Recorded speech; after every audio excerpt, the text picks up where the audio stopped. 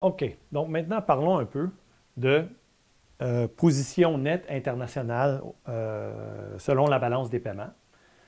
Donc, rappelons que chaque fois qu'un compte courant est positif, ça veut dire nécessairement que le compte capital et financier est négatif, n'est-ce pas? Qu'est-ce que ça veut dire concrètement? Ça veut dire que si un compte courant est positif, donc très souvent, ça veut dire que le pays est exportateur net, pas systématiquement, mais très souvent, alors il y a des sorties de capitaux au niveau du CCF. Ça veut dire quoi? Ça veut dire que le pays envoie des fonds vers le reste du monde dans le but d'acheter des actifs, n'est-ce pas? Donc, un pays comme ça a une capacité nette de financement. Il finance le reste du monde. C'est pour ça que les capitaux partent de chez lui et vont vers l'étranger, n'est-ce pas? Donc, il finance le reste du monde par l'achat d'actions à l'étranger, donc l'achat d'obligations fédérales, l'achat d'obligations étatiques, autres, l'achat de dettes corporatives à l'étranger. Il envoie des fonds vers l'étranger, donc il est en train de fournir des capitaux de financement au reste du monde. Ça, c'est un pays, donc pas une année, là, mais un pays qui est comme ça, la plupart du temps, genre 80% du temps, donc 8 années sur 10, exemple. Un pays qui est en compte courant positif, ça veut dire généralement qu'il est en capacité nette de financement, il finance le reste du monde. Et évidemment, de la même façon, lorsqu'un compte courant est généralement négatif, ça veut dire qu'il reçoit des fonds du reste du monde. Donc, son CCF va être positif. Le reste du monde achète de ses actifs. Donc, généralement, un pays comme ça a des actifs financiers intéressants, des marchés boursiers intéressants, etc., etc. Okay? Donc, quels sont les pays qui ont en général un compte courant très positif? Japon,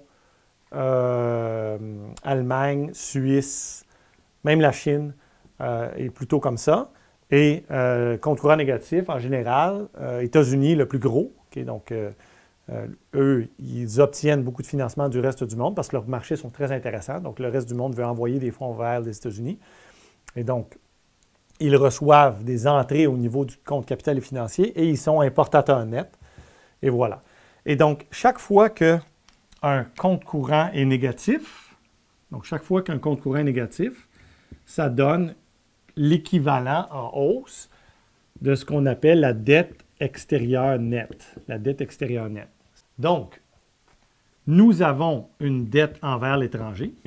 Dette envers, on va dire, le reste du monde. Le reste du monde. OK. Donc, nous avons une dette envers le reste du monde sur laquelle nous payons un certain intérêt moyen, ou je devrais dire rendement moyen, parce que ce n'est pas juste de la dette comme des prêts, n'est-ce pas? Donc, par exemple, les étrangers détiennent de nos actions, nous devons donner un rendement là-dessus. Et les étrangers, on va appeler ça la dette des étrangers.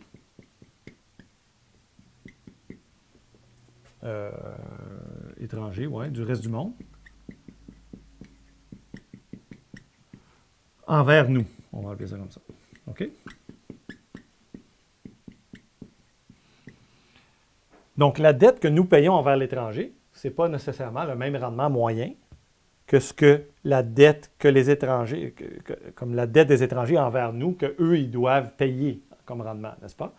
Et donc, la dette extérieure nette, c'est le net des deux, mais évidemment, les intérêts sur chacun des deux là, ne sont pas nécessairement les mêmes. Et donc, lorsqu'on fait le calcul de la dette extérieure nette, bien, on fait le rendement moyen sur la dette extérieure nette. Okay? Puis ça donne un certain chiffre. Et on divise ça. Donc, autrement dit, ça peut être la dette envers le reste du monde. Ça, c'est un taux d'intérêt, n'est-ce pas? Donc, le R étoile, donc ce qu'on paye aux étrangers sur la dette qu'on a envers le reste du monde. Je vais mettre ça un D, comme ça. Tiens, comme ça. Et ce qu'eux obtiennent comme rendement sur la dette que nous avons envers, que la dette des étrangers envers nous. Okay? Donc, le net de tout ça donne un certain chiffre. Donc, on va dire là, un rendement moyen sur la dette extérieure nette. Et on compare ça au PIB. Donc, pensons à un individu. Si moi, j'ai une dette de 100 000 avec un intérêt de 2 donc ça fait 2 000 par année, n'est-ce pas?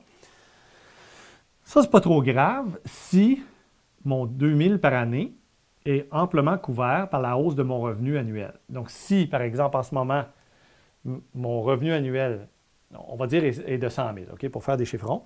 Donc, mon revenu annuel est de 100 000 et j'ai une dette envers quelqu'un de 100 000. Je paye 2 là-dessus, donc ça fait 2 000 par année, n'est-ce pas? Si mon revenu augmente de 2 000 par année, donc 2 par année, je peux couvrir cette dette-là juste avec la hausse de mon revenu, n'est-ce pas? Donc, ce n'est pas grave, il n'y a rien là. Les intérêts que je paye sont couverts juste par la croissance de mon revenu. Bien, pour une économie, c'est pareil. Donc, tant que le rendement moyen sur la dette extérieure nette est inférieur ou égal à la croissance économique, croissance du PIB, c'est durable. C'est-à-dire, je peux le tenir. Par exemple, je dois 2 000 à quelqu'un, j'emprunte 100 000, j'y dois 102 000 l'année prochaine, donc 2 000 de plus.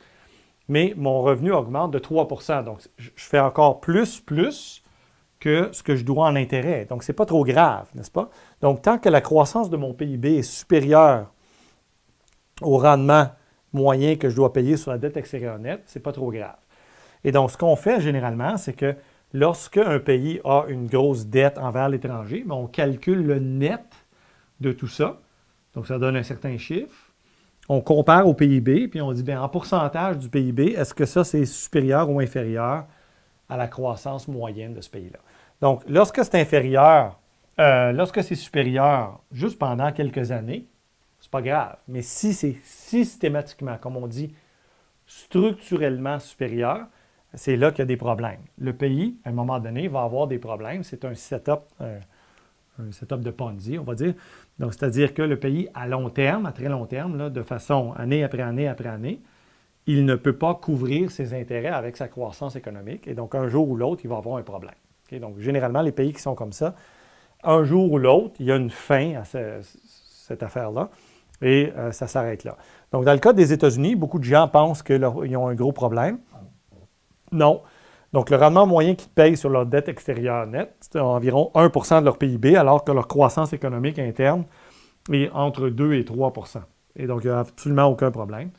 Tant que le chiffre est supérieur, et ça peut être même inférieur pendant un bout de temps, mais ils sont en moyenne sans problème en termes de dette extérieure nette.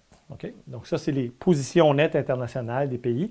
Donc, ceux qui sont en position nette positive, ils fournissent au reste du monde. Et ceux qui sont en position nette internationale négative par rapport à leur PIB, là, ils empruntent auprès du reste du monde. Okay? Donc, ça, c'est l'étude de la balance des paiements avec les positions de chacun des pays.